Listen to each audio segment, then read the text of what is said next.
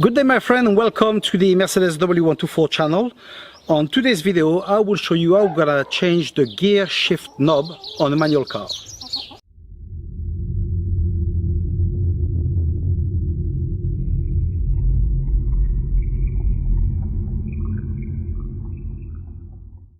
What we need for this, we need the gear shift. Of course, as usual, I will place the part number on the video, and that way if you need to buy one, you will know which one to ask. And we'll need a spanner of 15, nothing more. You'll see it's very easy. Very easy job. What we do, we're just gonna pull each side towards the outside, like so, and we remove this, okay? Then we pull it up. Now here, we've got a nut with a 15. We're gonna unloose it. That's it. And now we can remove it. You see, it can't be any easier than that. Okay, now it's gone. Now we remove the old one. Okay, you can see it was a Chinese one. We replace it with the original. We push it inside so it clips, like so, you see, diante. And now we do the same thing but in reverse. I think this is gonna be one of my fastest videos, isn't it? Okay, now once it's fully, we align it the way we want, okay, and then we tighten below, and you tighten well, okay? If not, you will loosen. Okay, like this is fine. That's it.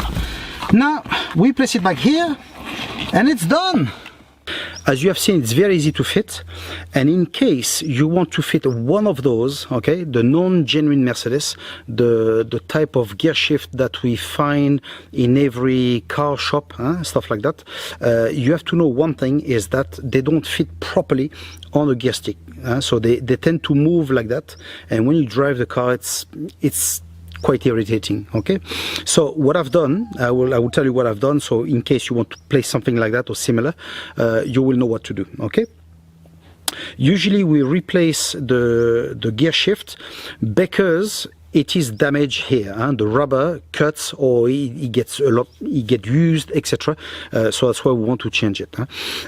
So what I've done, I've actually recovered the old one, and I've removed all the rubber, and I kept this. This is actually from the genuine one.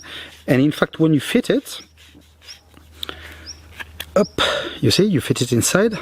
Of course, I won't be able to remove it because you see there's 3 screws that goes around. Okay, so basically I fit it inside by force, tighten the screws, and that's it. It was not moving anymore. Okay, so that was a solution for me. Now, obviously, that I've been able to find the gear shift, then I've reversed it to the genuine one, which obviously much better.